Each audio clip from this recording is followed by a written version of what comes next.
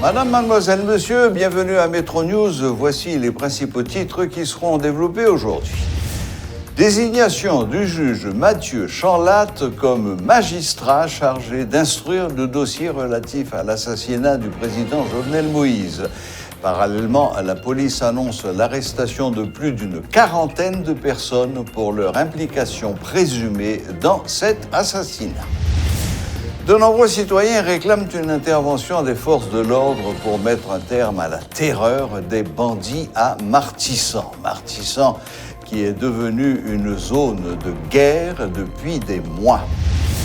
La région métropolitaine de Port-au-Prince est frappée depuis plusieurs mois déjà par une pénurie d'essence. S'approvisionner en carburant est un exercice difficile dans les rares stations-service qui distribuent ce précieux liquide.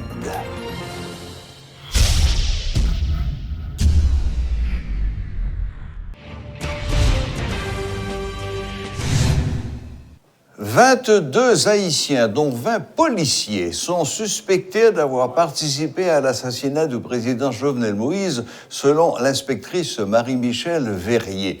En conférence de presse ce lundi, la porte-parole de la PNH a déclaré que 44 personnes au total ont été identifiées, parmi lesquelles 4 haïtiano-américains et 18 colombiens. Elle a fait remarquer que des armes de calibres différents ont été saisies par les agents des forces de l'ordre lors de nombreuses perquisitions effectuées ces derniers jours. Procédure qui a un rapport avec l'assassinat du président de la République, là, M. Jovenel Moïse, les transféré dans le paquet tribunal première instance. Rapport ça, il a 5 tomes et un résumé de 124 pages. Et dans 4 dossiers, il y a 44 personnes qui sont arrivés interpellés. 44 personnes, il y a 18 Colombiens, mais les personnes, il y a 4 Haïtiano-Américains et nous avons 22 Haïtiens. Parmi 22 Haïtiens, nous avons 20 policiers. Il y a quelques armes qui arrivent transférées dans le paquet. Nous avons une image là. Ça, ces armes qui sont arrivées saisies par plusieurs personnes. Nous avons 61, nous avons 11 fusils automatiques, 15 pistolets et 34 autres armes de tout calibre. Nous avons M1, nous avons 12, nous avons M30. Et nous avons des gilets pare-balles et nous avons 3 grenades à fragmentation qui ont été arrivées saisies. Parmi les pistolets, nous avons là, c'était des armes policiers qui travaillent dans le jour quand le président que les Colombiens ont été arrivés prendre la main.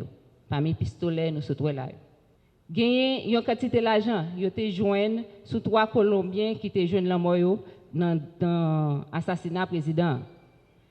L'argent, c'est l'argent qui a été joint sous eux, qui représentait une valeur de 40 480 $ US et 117 475 goudes. Vous voyez tout ça aller dans le parquet.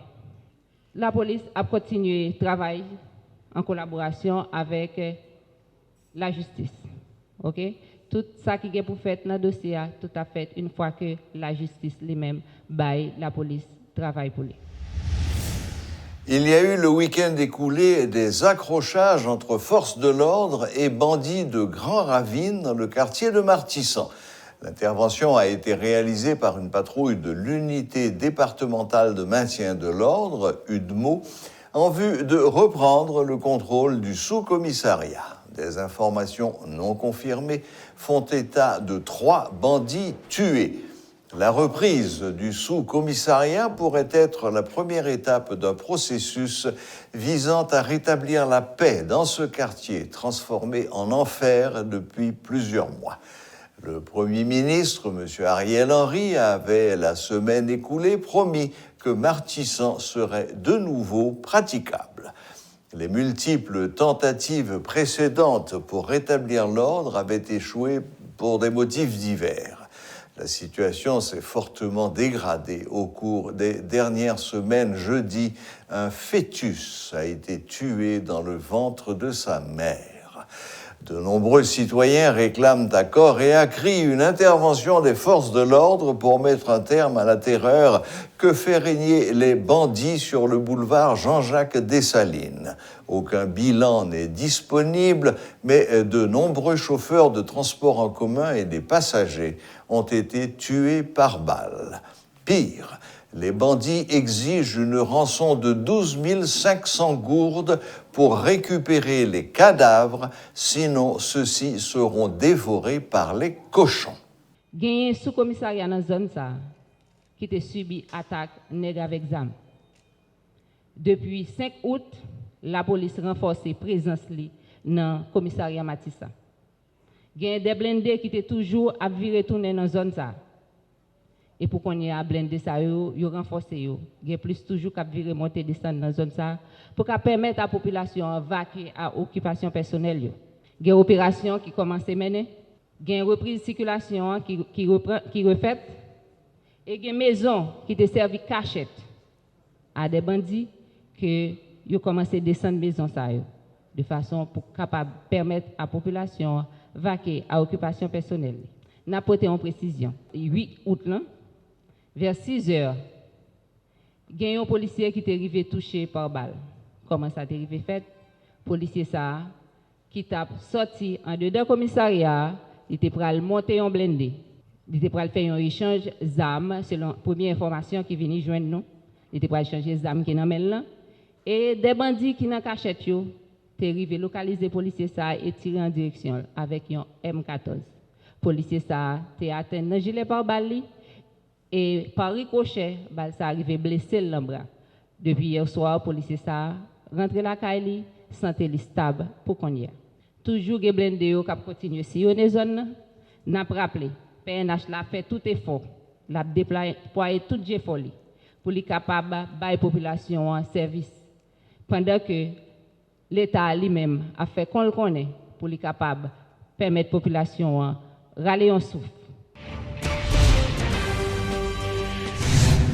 Des universitaires proposent des pistes pour sortir de la crise en s'inspirant de l'esprit de la Constitution. Cette proposition, élaborée par des professeurs d'université comme Bernard Gousse, Claude Moïse, Patrick Pierre-Louis ou Sonnet Saint-Louis, prévoit que les 10 sénateurs restants intégreront un ensemble de personnalités nommées par les secteurs constitutifs de la société qui élira un président provisoire.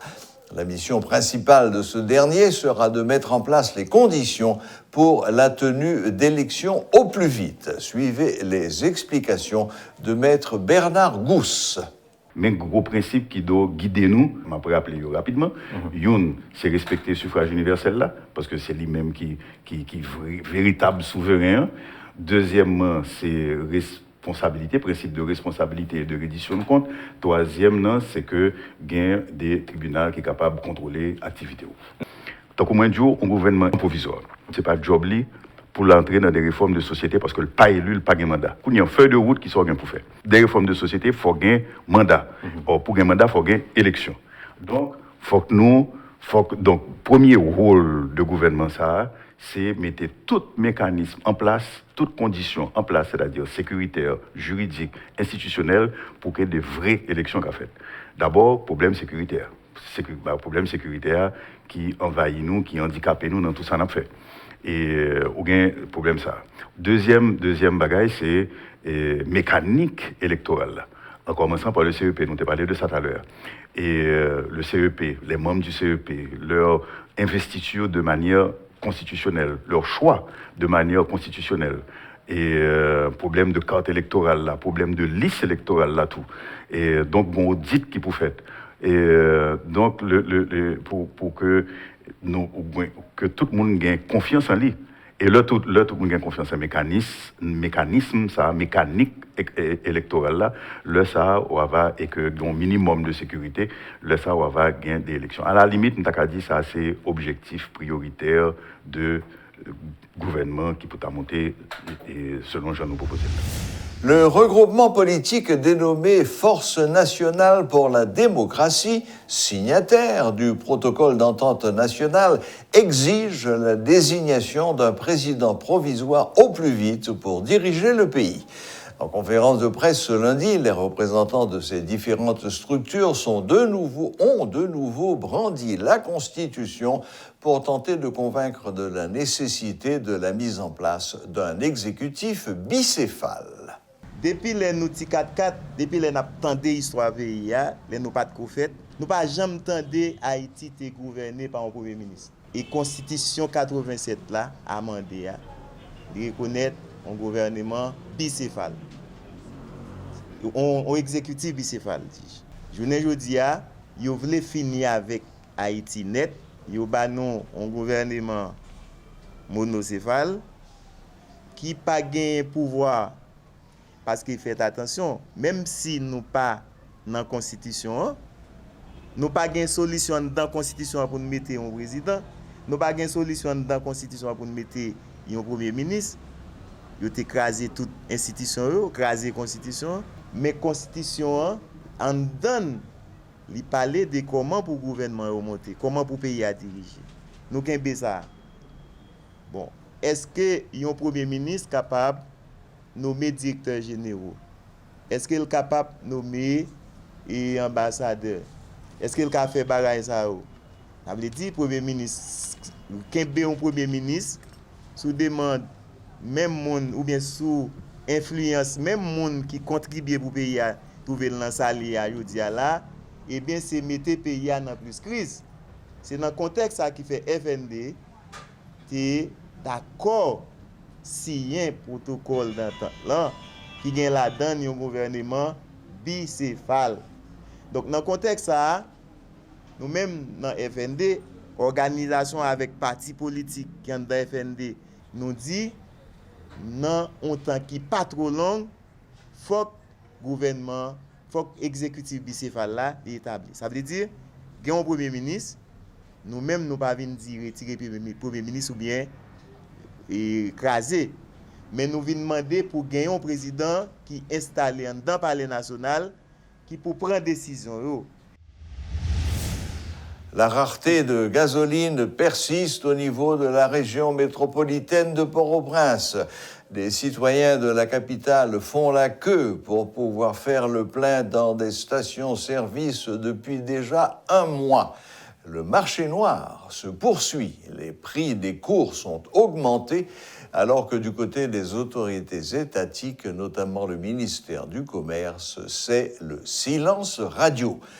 Pour sa part, ce n'est que ce lundi que la PNH a annoncé qu'elle va lutter contre la vente sur le marché informel des produits pétroliers. Suivez ce reportage de Rudolf Pierre-Louis. La rareté du carburant frappe de plein fouet la vie nationale. La circulation des véhicules, le fonctionnement des entreprises et des institutions, les automobilistes sont limités dans leurs déplacements, les moins riches tentent de trouver un tap-tap et quand ils en trouvent, constatent l'augmentation démesurée du prix des courses. Bref, la situation devient critique. Les stations-service sont devenues des abcès de turbulence. On se demande parfois pourquoi les autorités leur ont donné l'autorisation de s'installer si près les unes des autres et surtout dans des zones résidentielles. Sur la route de Kinskov, à Pellerin 2, une pompe est en construction à moins de 100 mètres d'une autre qui provoque déjà des perturbations à chaque rareté. La PNH n'y peut rien, ou du moins n'a rien tenté jusqu'ici. Les riverains ne peuvent pas se plaindre auprès des autorités car ce sont elles qui ont autorisé l'accès de fonctionnement. Ce constat est également évident dans d'autres zones comme Tabar, Delma 52 au centre-ville, entre autres. En plus des situations difficiles auxquelles le pays est confronté, l'insécurité, le coronavirus, la cherté de la vie, la dépréciation de la gourde, les menaces des groupes armés et ceux qui réduisent Martissant en désert, s'ajoute à cette liste la pénurie de ce produit transversal. Le plus choquant dans ce scénario pour certains citoyens, c'est l'absence de produit dans les pompes alors que sur les trottoirs ou à côté, il y en a à profusion. Ainsi, on peut trouver de l'essence à 400, 500, voire 600 gourdes dans le gallon. Sous couvert de l'anonymat, un chauffeur dénonce un complot entre les responsables des stations-service et ces petits commerçants qui s'enrichissent du malheur des autres. Par ailleurs, Une pompe fait la distribution aujourd'hui, tandis que les autres qui se trouvent dans la même zone sont fermées. Le lendemain, une autre ouvre ses portes et la précédente reste fermée. Ce fonctionnement est intriguant et tend à encourager ceux qui y voient une forme de complot contre le consommateur. Enfin, il y a des accusations qui laissent croire qu'une partie du carburant qui arrive en Haïti s'écoule en République dominicaine en raison des différences de prix. Il ne s'agit que de rumeurs, presque impossibles à vérifier, selon un représentant de l'ANAPROS, Marc-André, mais le doute est là. En somme, la situation prend des proportions inquiétantes et, pas plus tard que la semaine écoulée, un incendie a éclaté à Saint-Marc à cause des mauvaises conditions de vente du carburant. Malgré les annonces des autorités étatiques et celles des membres d'associations du secteur pétrolier pour tenter de calmer le jeu, rien ne sort de concret. Du côté du ministère du Commerce, silence radio depuis le départ du ministre précédent Jonas Kofi. Le tableau reste tel quel. Le BMPAD a fait état de plusieurs centaines de milliers de barils disponibles, mais jusqu'ici, les circonstances demeurent les mêmes. Entre les déclarations officielles et le constat dans les rues, il existe un gouffre. Seul fait nouveau ce lundi, dans le cadre d'une rencontre avec la presse, la porte-parole de la PNH, Marie-Michel Verrier, annonce la saisie des gallons jaunes vendus sur le bord de la route. Jusqu'à quand? Nul ne sait. Là encore, le public attend le passage. De la parole aux actes.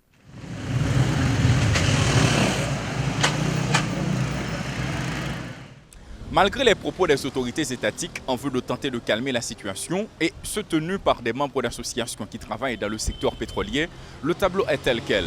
De nombreuses annonces font état de plusieurs centaines de milliers de barils qui sont disponibles, mais à bien observer, les circonstances demeurent les mêmes. Entre les dires et la réalité, le doute est permis. Paul Léel et Rudolph Pierre-Louis pour Télémétropole. Voilà, la boucle est bouclée. Merci de nous rester fidèles. Très bonne semaine à toutes et à tous et à la prochaine, même heure, même chaîne.